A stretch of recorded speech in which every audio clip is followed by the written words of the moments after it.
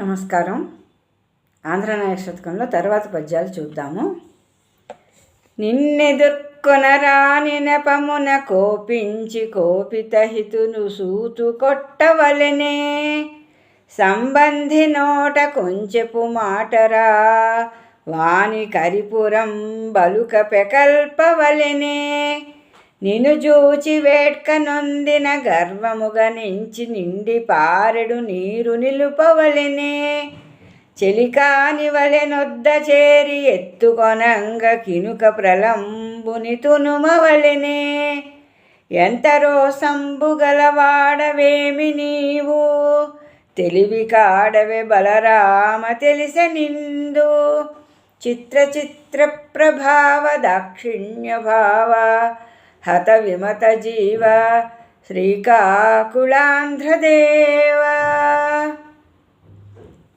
ఇంతవరకు శ్రీరాముడి గురించి వర్ణించి అతని తాలూకు పనులన్నింటినీ కూడా చెప్పుకున్నాం ఇదివరకు పద్యాలన్నింటిలో.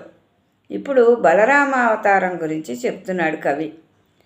మనం ఇదివరకే చెప్పుకున్నాం, రాముల్ని ముగ్గురుగా పేర్కొంటారు దశావతారాల్లో. పరశురాముడు, రాముడు, తర్వాత బలరాముడు, ఈ ముగ్గురిని రామావతారాలుగా పేర్కొంటారనమాట. అందు గురించి ఇక్కడ బలరాముడిని గురించి చెప్తున్నాడు. నిన్నెదుర్కొనరాని నెపమునది కోపించి గోపితహితు సూతు కొట్టవలనే. ఒకసారి బలరాముడు నైమిషారణ్యానికి వెళ్ళాడు. అక్కడ ఉండేటటువంటి ఋషులందరినీ సందర్శించాలని పుణ్యక్షేత్రాలు సందర్శిస్తూ నైమిషారణ్యానికి కూడా వెళ్ళాడు. ఆ సమయంలో సూతుడు గురుస్థానంలో కూర్చుని అక్కడ ఉన్నటువంటి శౌనకాది మహర్షులందరికీ కూడా పురాణాలని ప్రవచనం చేస్తున్నాడు. అలా చేస్తున్న సమయంలో బలరాముడు నైమిషారణ్యానికి వెళ్ళినప్పుడు మునులందరూ కూడా బలరాముడికి ఎదురేగి నమస్కరించి స్వాగతం చెప్పి కూర్చోపెట్టారు తీసుకొచ్చి. కానీ సూత మహర్షి మాత్రం లేచి నిలబడలేదు. అయితే ఎందుకు నిలబడలేదు అంటే, ఎప్పుడైనా సరే గురుస్థానంలో ఉన్న వాళ్ళు ఎవరైనా వస్తే ఆ సభలోకి లేచి నిలబడరాదు, అది నియమం. గురుస్థానంలో ఉన్నవాళ్ళు నిలబడరు. ఆ సంగతి బలరాముడు మర్చిపోయి సూతుడు తనని చూసి నిలబడలేదు, ఆహ్వానించలేదు అని కోపించి వెంటనే అతన్ని సంహరించాడు, అతని తలని నరికేశాడు. అదే ఇక్కడ చెప్తున్నాడు. నిన్నెదుర్కొన రాని నెపమున, నిన్ను ఎదుర్కోలేదు కదా సూతుడు, అందుకని కోపించి ఆ సూతుడిని నువ్వు కొట్టావు, అంటే శిరస్సు ఖండించావు. అయితే ఆ తర్వాత మళ్ళీ తన తప్పు తెలుసుకున్నాడు బలరాముడు. అయ్యో, నేను అనాలోచితంగా ఈ పని చేశానే, అందు గురించి తప్పు ఇది అని తెలుసుకుని వెంటనే మళ్ళీ ఆ మరణించినటువంటి ఆ సూతుడి శరీరాన్ని మధించి అందులో నుండి మళ్ళీ జన్మించేటట్టుగా చేశాడు సూతుడిని. ఆ రకంగా మళ్ళీ చేశాడు. కానీ ఇప్పుడు చెప్తున్నది ఏమిటంటే, ముందైతే సూతుడిని సంహరించాడు కదా, ఎదుర్కోలేదని, అది చెప్పాడు. తర్వాత సంబంధి నోట కొంచెపు మాటరా వాని కరిపురం బలుక పెకల్పవెలినే. ఆ దుర్యోధనుడు అందరూ కూడా హస్తినాపురంలో ఉన్న సమయంలో బలరాముడు అప్పుడు వెళ్ళాడు చూడటానికి. వెళ్ళినప్పుడు వాళ్ళు ఏదో వేళాకోళంగా ఇతనిని మాట్లాడారు. ఆ మాట్లాడినప్పుడు చాలా ఆగ్రహం వచ్చింది బలరాముడికి. మమ్మల్ని ఇన్ని విధాలుగా మీరు అంటారా అంటే, అంటూ చాలా కోపం తెచ్చుకుని మీ హస్తినాపురాన్ని పెకలించి నేను సముద్రంలో కలిపేస్తానన్నాడు అని తన హలాయుధం ఉంది కదా, ఆ హలాయుధాన్ని తీసుకుని వెళ్ళి ఆ హస్తినాపురం దగ్గర గట్టిగా నేలలో గుచ్చి పైకి ఎత్తబోయాడు. అప్పుడు మిగిలిన వాళ్ళందరూ చాలామంది మహర్షులు వచ్చారు, నారదుడు మొదలైన వాళ్ళందరూ వచ్చి, ఇది తగదు, కోపం వస్తే ఆ రకంగా నగరాన్ని మొత్తం ధ్వంసం చేయడం మంచి పని కాదు, శాంతించు అంటూ బలరాముడిని వేడుకున్నారు. అప్పుడు కొంచెం శాంతించి ఆ పని ఆపేశాడు. లేకపోతే హస్తినాపురాన్నే పెకలించేద్దాం అనుకున్నాడు. అందుగురించి హస్తినాపురం కొంచెం ఏటవాలుగా ఉంటుంది ఇప్పటికీ అంటారు. ఆ భూమి కొంచెం మీదకి ఎత్తాడు కదా, అందుకని కొంచెం ఏటవాలుగా ఉంటుందన్నమాట అక్కడ. ఆ రకంగా అతను కరిపురం అంటే హస్తినాపురం, హస్తినాపురానికి సంబంధి నోట అంటే తనకి బంధువుడు. ఈ దుర్యోధనాదులందరూ కూడా బంధువులు కదా బలరాముడికి. ఆ సమయంలో వారి నోటి నుండి కొంచెం ఏదో వేళాకోళమైన మాట వస్తే దాన్ని కోసం అలిగి ఆ హస్తినాపురాన్నే నువ్వు పెకిలించేద్దాం అనుకున్నావు కదా, ఇంకా నిన్ను చూచి వేడ్కనొందిన గర్వముగా నుంచి నిండి పారెడు నీరు నిలుపవలనే. ఆ సమయంలోనే అతడు రేపల్లె, బృందావనం ఇవన్నీ కూడా సందర్శించాడు. బృందావనంలో కొన్ని రోజులు ఉన్నాడు. ఉండి ఆ నందుడు, యశోద మొదలైన వాళ్ళ దగ్గరికి వెళ్ళి చూసి అక్కడ గోపికలతో చాలా చక్కగా అన్ని పాత సంగతులన్నీ ముచ్చటిస్తూ కొన్నాళ్ళు ఉన్నాడు. ఆ సందర్భంలో ఒకసారి యమునా నది దగ్గరికి వెళ్ళినప్పుడు ఆ యమునా నది వరదల మీద ఉంది. ఆ సమయంలో మంచి ఉధృతంగా ప్రవహిస్తోందనమాట. అయితే ఆ ప్రవహిస్తున్న నది చూడటానికి ఎలా ఉంది అంటే బలరాముణ్ణి చూసి ఉప్పొంగిపోయింది. ఎందుకంటే ఎప్పుడో చిన్నతనంలో తన దగ్గరికి వస్తూ ఉండేవాడు కృష్ణుడు, బలరాముడు. మళ్ళీ ఇన్నాళ్ల తర్వాత నా దగ్గరికి వచ్చారు అని చెప్పి యమునా నది ఉప్పొంగిపోతూ ప్రవహిస్తోందనమాట. అందుకు ఆ సమయంలో ఏం జరిగిందంటే బలరాముడి క్రీడలకి అంతరాయం కలిగింది. ఆ నది అంత ఉధృతంగా ప్రవహిస్తుంటే నువ్వు శాంతించు, ఇంత ఉధృతంగా ప్రవహించవద్దు అని చెప్పాడు నదికి. చెప్పినా నది ఏమీ మారు పలకలేదు. దాంతో కోపం వచ్చేసింది బలరాముడికి. వచ్చి వెంటనే తన హలాయుధాన్ని తీసుకుని ఆ యమునా నదిని దూరంగా వెళ్ళిపోయేటట్టుగా హలంతో పక్కకి ఈడ్చేశాడు. అంటే అతని బలం అటువంటిది. ఆ యమునా నది పరివాహ ప్రదేశం ఏదైతే ఉంటుందో దానిని దూరంగా వెళ్ళిపోయేటట్టుగా చేశాడు తన హలాయుధంతో. అదే ఇక్కడ చెప్తున్నాడు. నిన్ను చూచి వేడ్కనొందిన, నిన్ను చూసి పాపం సంతోషించింది ఆ యమునా నది, అందుకని ఉప్పొంగిపోతోంది. అది గర్వముగా ఎంచి నువ్వు దాన్ని గర్వంగా భావించి నిండి పారెడు నీరు నిలుపవలనే, నువ్వు ఆ నీటికి అడ్డుకట్ట వేసినట్లుగా ఆ నీటిని పక్కకి తోసేసావు. చెలికాని వలె నొద్దజేరి ఎత్తుకొనంగా కినుక ప్రలంబుని తునుమవలనే. ప్రలంబాసురుడు అనే రాక్షసుడు శ్రీకృష్ణుడు, బలరాముడు ఆ బృందావనంలో అడవుల్లో గోవుల్ని మేపుకో రావడానికి వెళ్ళినప్పుడు రాక్షసుడు ఏం చేశాడంటే ఒక బాలుడి రూపంలో వచ్చాడు అక్కడికి. గోపాలుడి రూపంలో వచ్చి అందరూ కూర్చుని ఆడుకుంటున్న సమయంలో తను కూడా వాళ్ళ మధ్య చేరాడు. చేరినప్పుడు వాళ్ళు ఏ విధంగా ఆడుకుంటున్నారంటే ఇద్దరు బాలురు పందెం వేసుకుంటారు. ఆ పందెంలో ఎవరైతే ఓడిపోతారో వాళ్ళు గెలిచిన వాళ్ళని తమ ఊపు మీద ఎత్తుకొని కొంత దూరం తీసుకుని వెళ్ళాలి. ఆ పందెం అనమాట ఆటలో. ఆ విధంగా ఆడుతున్నప్పుడు ఏం జరిగిందంటే ప్రలంబాసురుడు, బలరాముడు జోడీలుగా ఆడారు ఇద్దరు. ఆడినప్పుడు బలరాముడు గెలిచాడు, ప్రలంబుడు ఓడిపోయాడు. అప్పుడు నియమం ప్రకారం ప్రలంబాసురుడు ఏం చేశాడు, తన భుజాల మీద బలరాముడిని ఎక్కించుకున్నాడు. కానీ అతడి తాలూకు ఉద్దేశం ఏమిటంటే ఈ రకంగా చేసి బలరాముని దూరంగా తీసుకుని వెళ్ళి అక్కడ సంహరించాలని. అయితే ప్రలంబాసురుడు భుజాల మీద ఎక్కిన బలరాముడికి ఈ విషయం తెలిసిపోయింది. ఇతడు బాలుడు కాదు, గోపబాలుడు కాదు, రాక్షసుడు ఈ రూపంలో వచ్చాడు అని. అందుగురించి అప్పటికి ఊరుకున్నాడు. తర్వాత తన భుజాల మీద ఎక్కించుకుని ప్రలంబాసురుడు తీసుకెళ్తున్నాడు కదా. కొంత దూరం వెళ్ళిన తర్వాత ఎప్పుడైతే ఈ ప్రలంబాసురుడు బలరాముని కింద పడవేసి సంహరిద్దాం అనుకున్నాడో ఆ సమయంలో మీదన కూర్చున్న తను కాళ్ళు రెండు అతని మెడకి వేసి బిగించి కట్టేశాడు. అంటే కాళ్ళతోటి బంధించేశాడు ఆ మెడని. దాంతో ఇంకా ఊపిరి ఆడలేదు ఆ ప్రలంబాసురుడికి. ఊపిరాడక ఆ బంధనంలో నుంచి విడిపించుకోలేక నేల మీద పడి మరణించాడు. అయితే ఇక్కడ అందుకే ఏం చెప్తున్నాడంటే చెలికాని వలె నొద్దజేరి ఎత్తుకొనంగా. పాపం ఆ ప్రలంబుడు వచ్చి నిన్ను స్నేహితుడిలాగా దగ్గరికి వచ్చి నిన్ను ఎత్తుకున్నాడు భుజాల మీద. ఎత్తుకుంటే కినుక ప్రలంబుని తునుమవల్ని, కోపంతో అతన్ని సంహరించావు కదా, ఎందుకయ్యా పని చేసావు, నీతో పాపం స్నేహం చేద్దామనే కదా వచ్చాడు అంటున్నాడు.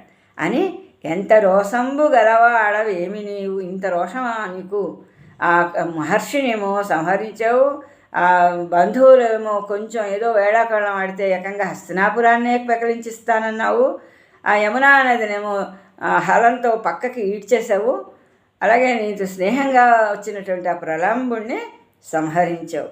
ఇంత తెలివనేది, ఇంత తెలివైనవాడు అయ్యా బలరామ, చాలా బాగా తెలుస్తోంది నీ గురించి మాకు ఈ విషయాలన్నీ వింటూ ఉంటే అని ఈ పద్యంలో బలరాముడి గురించి చెప్పాడు. తర్వాత పద్యం,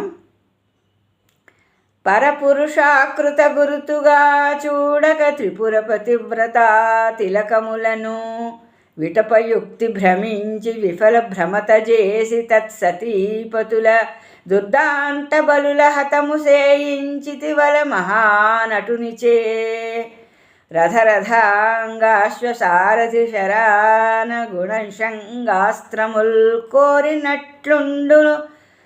కోరినట్లుండునే సమకూర్చి అసురుల సంహరించి సాహసుడవైతివి నిన్నుంచి శంకరుండు త్రిపుర సంహరుడను నాఖ్య తెచ్చుకొనియే చిత్ర ప్రభావ దాక్షిణ్య భావ హత విమత జీవ శ్రీకాకుళాంధ్రదేవా. ఈ పద్యంలో బుద్ధావతారాన్ని గురించి చెప్తున్నాడు కవి. బుద్ధావతారం అనగానే చాలామంది ఏమనుకుంటారంటే గౌతమ బుద్ధుడు అంటే సిద్ధార్థుడి పేరుతో జన్మించినటువంటి గౌతమ బుద్ధుడు బౌద్ధ మతాన్ని వ్యాప్తి చేశాడు అని చదువుకుంటాం కదా మనం. ఆ బుద్ధుడే ఈ బుద్ధుడు అనుకుంటారు, కానీ కాదు. దశావతారాలలో ఉన్న బుద్ధావతారం వేరు, విష్ణువు యొక్క అవతారం అది. ఈ గౌతమ బుద్ధుడు మహావిష్ణు అవతారం కాదు. దశావతారాల్లో బుద్ధుడి రూపాన్ని ఆ రకంగా చూపిస్తారు గౌతమ బుద్ధుడిలాగా, కానీ అసలు బుద్ధుడు ఆ రోజులలో త్రిపురాసురుల్ని సంహరింపచేయటానికి ఉపాయం పన్నడానికి భూమి మీద సన్యాసిగా అవతరించినటువంటి విష్ణుమూర్తి, అది అతని బుద్ధ రూపం అన్నమాట. అయితే ఇక్కడ ఏం చెప్తున్నాడంటే ఆ త్రిపురాసురుల్ని నువ్వు సంహరింపచేసావు. ఏ విధంగా అంటే మహానటునిచే. మహానటుడు అంటే ఈశ్వరుడు, శివుణ్ణి మహానటుడు అంటారు. ఎందుకంటే ప్రళయకాలంలో అతను ప్రళయ తాండవం చేస్తాడు. అటువంటి నటన ఇంకెవ్వరూ చేయలేరు ఆ నాట్యం. అందుగురించి అతను మహానటుడయ్యాడు. అతను చేత ఈ త్రిపురాసురుల్ని సంహరింపచేశావు. త్రిపురాసురులు అంటే తారకాసురుడు యొక్క కుమారులు, వాళ్ళు ముగ్గురు, విద్యున్మాలి, తారకాక్షుడు, కమలాక్షుడు. ఈ ముగ్గురు త్రిపురాసురులని చెప్తారు. ఈ ముగ్గురిని వీళ్ళు ఏం చేశారంటే ఒకప్పుడు తారకాసురుణ్ణి కుమారస్వామి వధించాడు. ఆ కోపంతో ఈ ముగ్గురు కూడా బ్రహ్మ గురించి తపస్సు చేశారు. తపస్సు చేసి మాకు 3 నగరాలు కావాలి, అవి బంగారము, వెండి, ఇనుము, ఈ మూడింటితో చేయబడినటువంటి నగరాలు కావాలి. వాటికి కామగమనం ఉండాలి. కామగమనం అంటే ఎక్కడికి వెళ్ళాలనుకుంటే అక్కడికి వెళ్ళగలిగేవి. అంటే వీళ్ళు ఆ విమానాల్లో కూర్చుని ఎక్కడికి వెళ్ళాలని కోరుకుంటే అక్కడికి తీసుకెళ్తాయన్నమాట. అవి విమానాలంటే విమానాల్లా ఉండవు, పెద్ద నగరంలాగా ఉంటుందన్నమాట. అందులో సమస్త భవనాలు ఉంటాయి. అందులో రాక్షసులందరూ నివసించవచ్చు. వాళ్ళకి నాయకులుగా ఈ ముగ్గురు 3 నగరాల్లోనే ఉండేవారు అనమాట. ఆ నగరాలే ఎగరగలిగేవన్నమాట. అటువంటి శక్తి ఉన్న నగరాల్ని మయుడు నిర్మించి ఇచ్చాడు వాళ్ళకి బ్రహ్మదేవుడి ఆజ్ఞతో. ఎందుకంటే బ్రహ్మ గురించి తపస్సు చేసి ఈ వరాలు పొందారు వాళ్ళు.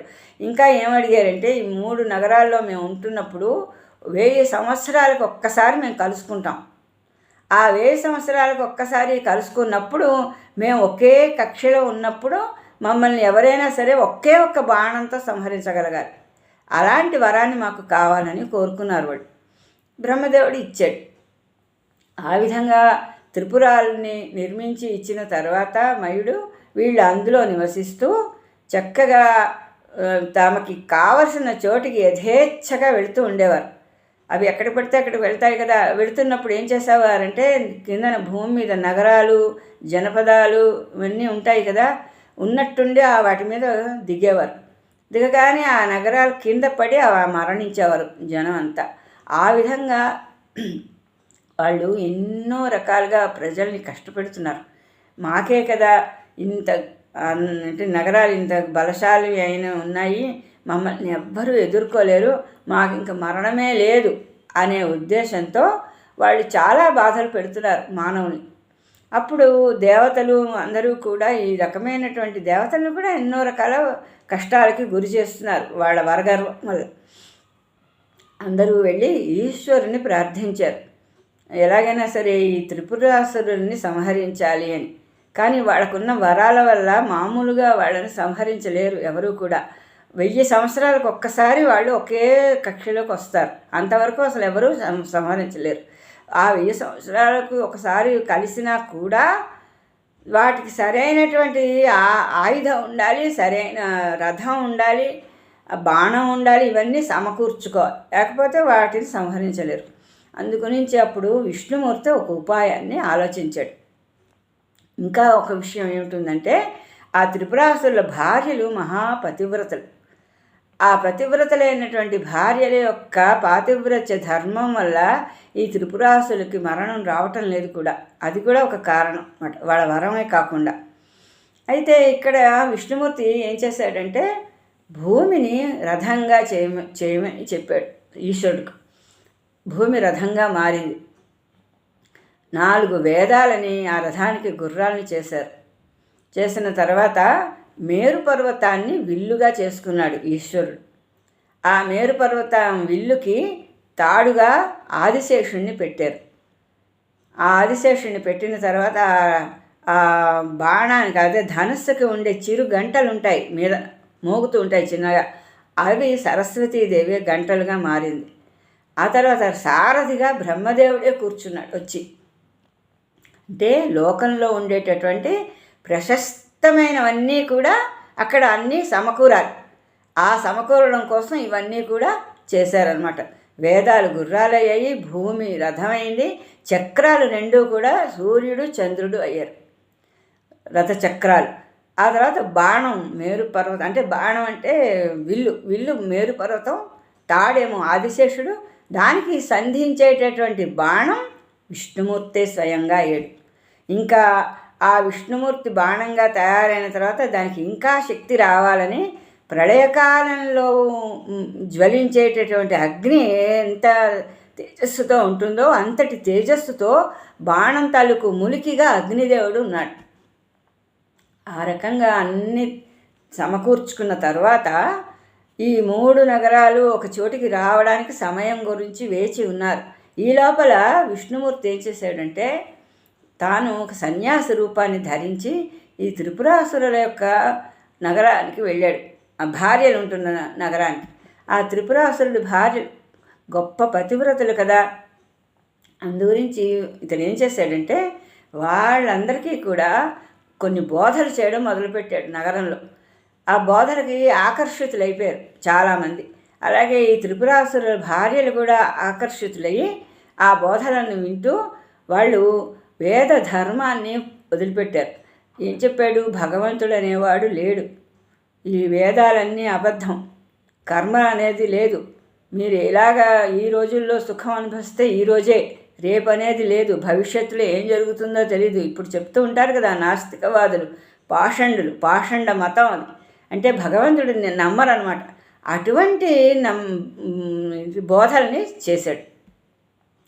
చేయడంతో ఈ త్రిపురాసుల భార్యలు కూడా ఆ బోధనలకి ఆకర్షితులయ్యి ఈ బుద్ధుడు అంటే సన్యాసి రూపంలో ఉన్నట్టు విష్ణుమూర్తి ఏం చెప్తే అది చేయడానికి సిద్ధపడినప్పుడు బుద్ధుడు ఏం చెప్పాడంటే వాళ్ళకి ఒక వృక్షాన్ని చూపించాడు. వృక్షాన్ని చూపించి, మీరు మీ అంతా ఎంతో చక్కగా అన్ని రకాలుగా శుభాలు కలగాలి, మీరెంతో ఐశ్వర్యవంతులు అవ్వాలి, మీరెంతో గొప్పగా పేరు తెచ్చుకోవాలి అంటే నేను ఇప్పుడు చెప్పిన విధంగా చెయ్యండి అన్నాడు. ఏమిటి చెయ్యాలి అంటే, ఎవ్వరూ లేని సమయంలో మీరు దిగంబరులుగా ఉంటూ ఈ వృక్షాన్ని కౌగిలించుకోవాలి అని చెప్పాడు. అంటే వాళ్ళు అనుకున్నారు, వృక్షమే కదా, దాన్ని కౌగిలించుకుంటే తప్పే ఉంది అనుకున్నారు. ఇతని బోధలకు ఆకర్షితులు అయ్యారు కదా, అందుకోసం ఆ సమయంలో వాళ్ళు అలా వచ్చి ఆ వృక్షాన్ని కౌగిలించుకునే సమయంలో ఆ వృక్షంలో విష్ణుమూర్తి ఆవేశించాడు వృక్షాన్ని లోపల. ఈ త్రిపురాసుల భార్యలకు ఆ విషయం తెలియక వృక్షాన్ని కౌగిలించుకున్నారు. ఆ విధంగా ఏం జరిగిందంటే, వాళ్ళ పతివ్రత ధర్మం నుండి వాళ్ళు వైదొలగారు. ఎప్పుడైతే వీళ్ళు పతివ్రత ధర్మం నుంచి వైదొలగారో అక్కడ బ్రహ్మదేవుడు వెంటనే చెప్పాడు, సరిగ్గా వీళ్ళు కక్షలోకి వచ్చారు, ఇప్పుడే నువ్వు బాణాన్ని ప్రయోగించాలని ఈశ్వరుడికి చెప్పాడు. వెంటనే ఈశ్వరుడు బాణాన్ని వదిలిపెట్టాడు. మహావిష్ణువు ఆ రూపంలో ఉన్నాడు, అగ్ని ఏమో ఆ ములుకుగా ఉంది. బాణం ఎప్పుడైతే వెళ్ళిందో ఆ 3 నగరాలు 1000 సంవత్సరాలకి తర్వాత వచ్చాయి అన్నమాట కలిసిపోవడానికి. మూడింటిని ఒక్కసారి ఛేదించేశాడు. ఆ రకంగా త్రిపురాసురులు మరణించారు. అది మహానటుడు అంటే శివుడు చేశాడు. అందుగురించి అతనికి త్రిపుర సంహారి, త్రిపురాంతకుడు అనే పేర్లు వచ్చాయి ఈశ్వరుడికి. ఇక్కడ అదే చెప్తున్నాడు. పరపురుషాకృత గురుతుగా చూడక త్రిపుర పతివ్రత తిలకములను విటపయుక్తి భ్రమించి విఫల భ్రమత చేసి అని చెప్పాను కదా, చెట్టుగా భ్రమింపచేశాడు వాళ్ళని. ఆ చెట్టుని కాగులించుకుంటున్నాం అనుకున్నారు వాళ్ళు. ఆ రకంగా చేయడం వల్ల వాళ్ళ పాతివ్రత్య ధర్మం తొలగిపోయింది. అందువలన తత్సతీపతుల దుర్దాంత బలుల హతము చేయించితివి. అలా మహానటునిచ్చే ఆ సతుల యొక్క పతులు అంటే త్రిపురాసురుల్ని దుర్దాంత బలులు, వాళ్ళు ఎవరి చేత కూడా జయించబడరు, అటువంటి బలవంతుల్ని హతము చేయించితివి ఆ ఈశ్వరుడి చేత. అది కూడా ఎలాగా అంటే రథ, రథాంగ, అశ్వ, సారథి, శరాసన, గుణ నిషంగాస్త్రములు కోరినట్లుండు.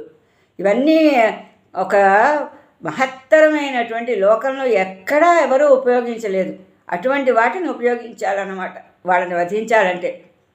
అదేవిధంగా భూమి రథంగా, రథాంగములు అంటే చక్రములు సూర్యచంద్రులుగా, అశ్వములు అంటే వేదాలు అశ్వాలుగా, సారథి బ్రహ్మదేవుడుగా, శరాసనం అంటే విల్లు మేరుపర్వతంగా, గుణము అంటే ఆ తాడు ఆదిశేషుడుగా, నిషంగాస్త్రములు అంటే ఆ బాణానికి ఉన్నటువంటి ములుకు, ఆ బాణం నువ్వుగా ఉంటూ అన్నీ ఆ సమకూరేటట్లుగా చేసి ఆ అసురులను సంహరించిన సాహసుడు వైద్యువి.